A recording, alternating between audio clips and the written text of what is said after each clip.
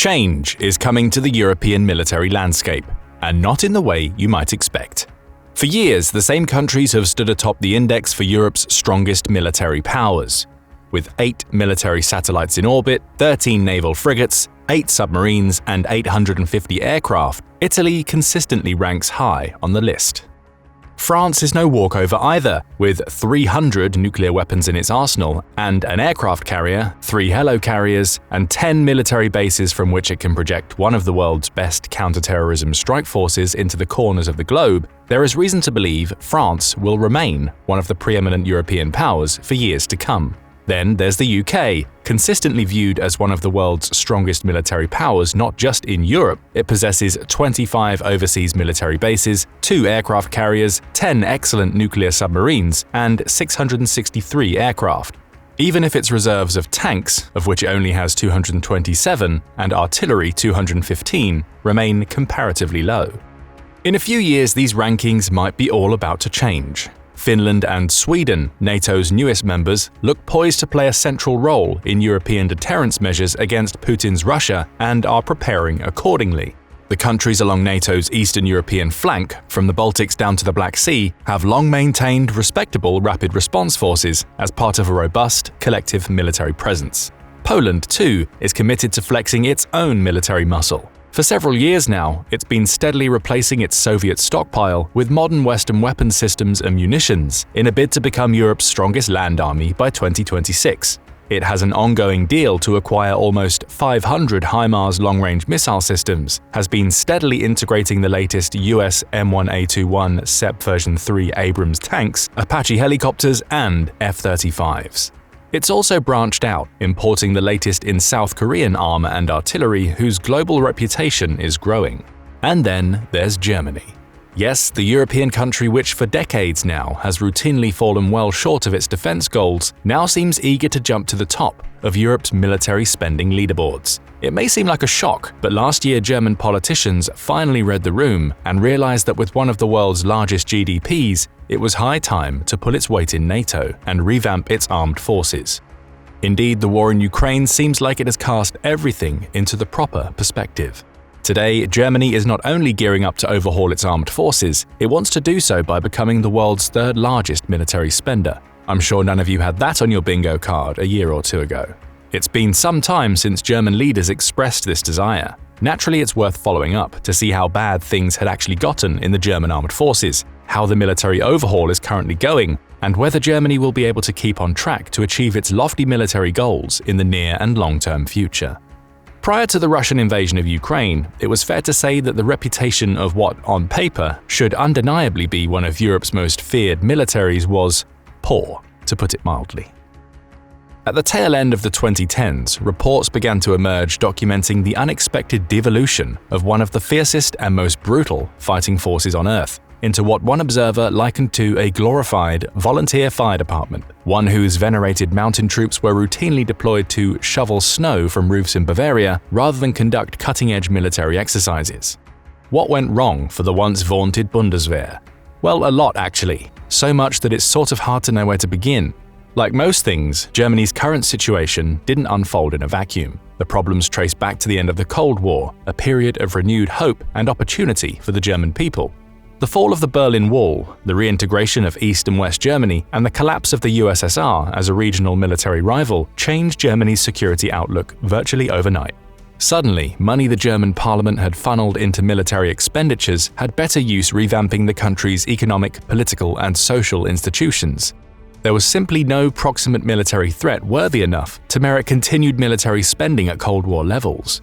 Knowing that NATO and, more importantly, the United States could collectively guarantee Europe's long-term security, the country and its people, still struggling through the memories of 2 world wars, felt like it could afford to draw down its military capabilities without imperiling its overall safety. This process started in the early 1990s. Few realized at the time that it would continue practically unabated until 2022. This, then, is the root of Germany's modern military weakness. Germany's decision to focus inward propelled it to incredibly prosperous economic heights. Yet this choice came at the expense of a significant chunk of its military funding. The result has been endemic shortages of manpower and materiel. By late 2018, Germany could boast 68 Tiger attack helicopters, yet just 20% of them could fly. It had plenty of Eurofighters, 136 in all, but only 30% of those were airworthy. The state of the German Air Force got so bad that its pilots started to quit in droves. On top of that, Germany's aging Tornado fighters, the country's only aerial platform that can carry its nuclear warheads, were scheduled to be decommissioned.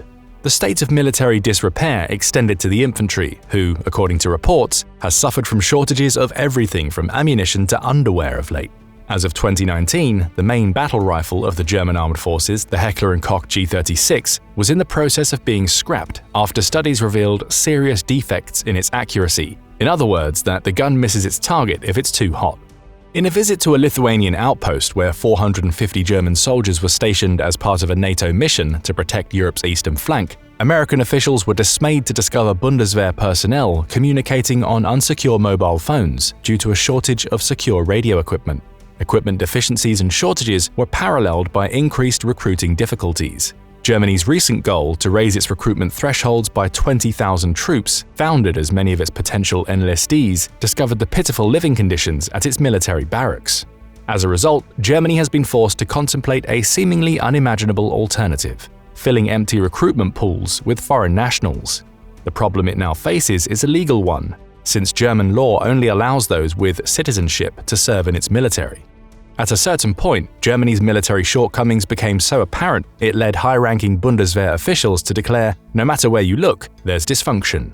Meanwhile, Germany's allies were likely wondering in private why the Germans only terrible at war when they're on our side. The most vociferous of Germany's critics was the leader of the ally it could ill afford to antagonize, the United States. At the tail end of Donald Trump's 4-year term as president, the mercurial American began pressuring Germany to up its defense spending and meet the suggested NATO obligation 2% of GDP. The problem was that even if Angela Merkel, the German chancellor at the time and leader of the center-right bloc of politicians most critics placed blame for decades of diminutive military spending, decided to try to effect some sort of change, it was simply impossible to overhaul the Bundeswehr overnight. This is because power stems from many overlapping variables like industrial capacity, financial and organizational strength, research and development, and political and social support. This is a battle on multiple fronts, German Defense Minister Ursula von der Leyen said as she tried to fend off Trump's criticism in 2019. I also wish things would move more quickly, but 25 years of shrinkage and cuts can't be reversed in just a few years. That was the goal to which Germany set itself at the dawn of the 2020s, to reverse 25 years of shrinkage and cuts. And so Germany did probably the most German thing it could. It decided to spend hundreds of millions of euros on outside consultants to try to clean up the army's mess. When their findings and recommendations were clearly failing to correct course, the German parliament took matters into their own hands, forming a special investigative committee to look into irregularities in procurement and accusations that the consultants were given sweetheart deals and too much influence. Hundreds of millions of euros didn't even put a dent in the GDP of arguably the world's most heavily industrialized country. Yet it did reveal perpetual mismanagement and an overall lack of strategic thinking on the best way to modernize the nation's military forces. Everything takes too long and costs too much money, remarked Hans-Peter Bartels, who between 2015 and 20 served as parliamentary commissioner for the armed forces. It's as if time and money were endless resources, and in the end, no one takes responsibility. Which begs the perennial question, why? Why, given Germany's geopolitical standing and its awareness that Russia and China posed a far greater threat by the early 2020s than they did a decade earlier, did it continue to sit on its hands? More German media bandwidth was focused outward on Trump's threats of withdrawing from NATO than inward on its own military potential. Germany had an intractable problem. It was at once reliant on the United States' 33,000-soldier presence and its robust nuclear umbrella for its own defense, yet extremely critical of anyone who called its NATO commitment into question. It had an intense public disdain for armed engagement, logically rooted in its recent past, yet had formed strong economic, technological, and energy interdependencies with its ideological rivals. The German populace had, by all measures, been lulled into a false sense of security. Everything changed on February 24, 2022. Putin's invasion of Ukraine pulled the carpet from under the German political establishment. Concurrent with Putin's military buildup, Chancellor Olaf Scholz announced to the world's surprise that Germany would up its 1.46% defense spending and fulfill its 2% of GDP goal for the first time since 1990. 3 days after Putin greenlit the first large-scale ground war in Europe since World War II, Scholz went even further than before, characterizing the moment at the Bundestag rostrum as a change of era, making a commitment to reversing its decades-old minimalist defense policies in lieu of the type of sweeping overhaul befitting Germany's economic stature. The announcement was met with fanfare in Parliament. The Chancellor set aside a veritable war chest to achieve this goal, a $100 billion special fund authorized to modernize its military forces. The decision was met with a 75% approval rating.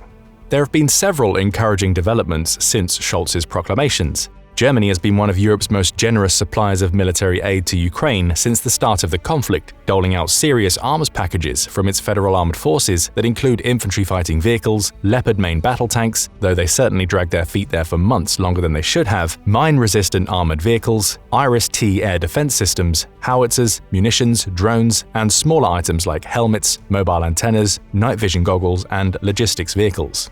The process of donating old equipment has incentivized German politicians and arms industry leaders to fill the vacuum. Yet old patterns are starting to emerge. After 2 decades of neglect, critics are now repeating an old complaint that Berlin still lacks an overall strategy for its defense industry. Spending 100 billion euros will not guarantee military might. While many hoped that Germany would use the money to reinvest in its own defense industry, something the United States has been doing since the start of the conflict in Ukraine, Berlin has come under fire for also investing in US defense companies. In July 2023, a leading tank gearbox manufacturer claimed that nearly half of the $100 billion special fund had gone to American defense companies. Germany does not have a strategic compass for the defense industry, claimed Suzanne Wiegand, chief executive of Renk Group. This is something the French are handling much better. Essentially, Wiegand believed the special fund should be used for more than plugging short-term gaps in the German military's inventories, but also to help develop technologies of the future. This makes a lot of sense, but a year after Scholz promised to use his special fund, little seems to have changed. Over the past 12 months, a flurry of reports have continued to shed light on German military unpreparedness. Strangled by bureaucracy, one headline reads. Germany's army is so under-equipped that it used broomsticks instead of machine guns, read another.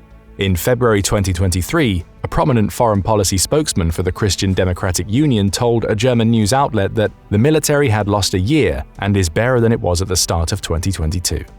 Sure, the German Defense Ministry had placed several new orders for F-35 fighter jets, heavy transport helicopters, and a new program designed to digitize the apparently obsolescent digital communications and networking capabilities of the Bundeswehr. Interest rates on the loan Parliament took out for the 100 billion euro special fund rose from 8 billion to 13 billion euros, leaving only 87 billion euros to spend, to say nothing of inflation and value-added taxes, which looks set to strike another 15 billion euros or so from the ledger books. The longer you have this money sitting around somewhere, the longer factors like inflation and interest payments have to eat away at this pile, one economist stated. Recently, however, German Defense Minister Boris Pistorius has been arguing that the 100 billion euro special fund is far from enough to meet the Bundeswehr's eye-opening needs. While he has modestly asked for budgetary increases in the realms of tens of billions of euros, likely to escape severe political and public pressure, others have estimated that to make Germany the backbone of Europe's defense, it needs to do much more. In February 2024, Pistorius argued that overturning 2 decades of minimal military expenditures may require Germany to surpass its 2% target, which it met for the first time this year. The development of our industry all has to fit together, he recently told the German parliament. We might reach 3%, maybe even 3.5%. It depends what's happening in the world. Germany is at a serious inflection point. In 2021, the country spent 52.8 billion euros on defense, 7th in the global rankings, certainly ahead of France, but still behind Russia and the UK.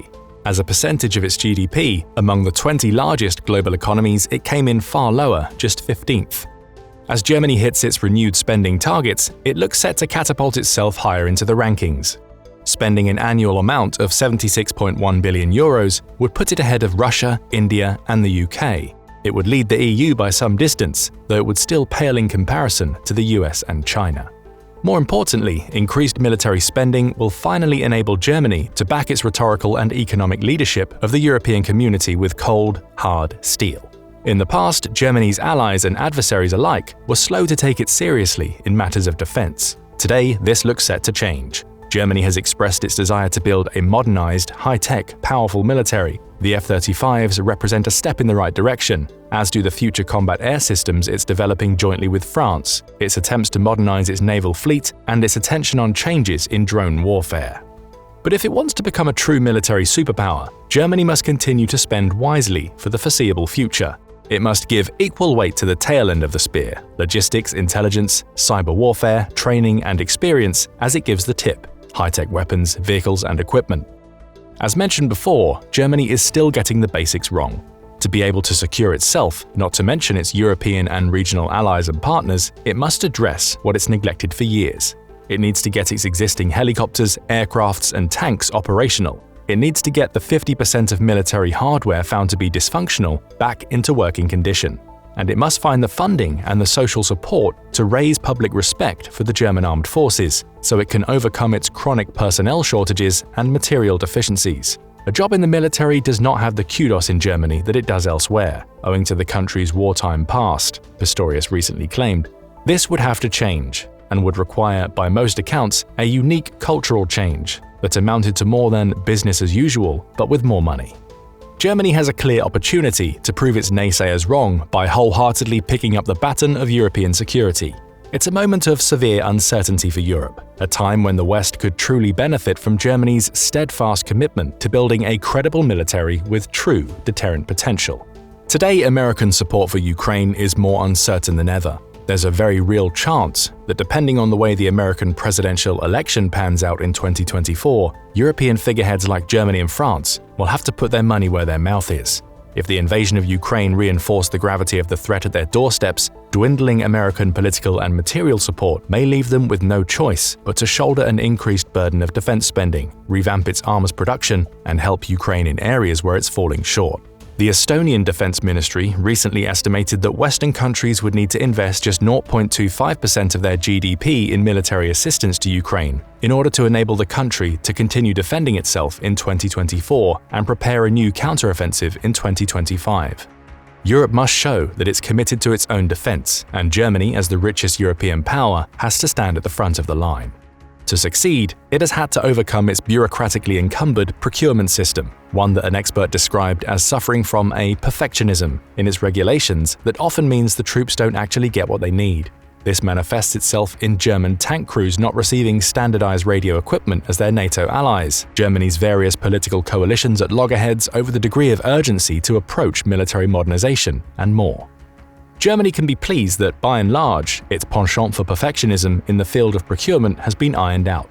The arms industry has been working harder to increase capacity, namely in the creation of a new Rheinmetall munitions factory that can churn out 200,000 artillery shells a year, yet this may still fall short of ideal. Germany is set upon a generational task, not only to restructure, but in a first step to simply fill the gaps in the German armed forces. Germany's actions in the defense sphere since Russia's invasion, in light of its own past, have been nothing short of revolutionary. The question is, will Scholz and Germany's coalition government be able to establish a viable modernization strategy that can guide its military agenda for decades to come, or if this process will bend and wither according to the changing political winds? What do you think? Let us know in the comments. Now go check out how Poland is becoming Europe's next military superpower, or click this other video instead.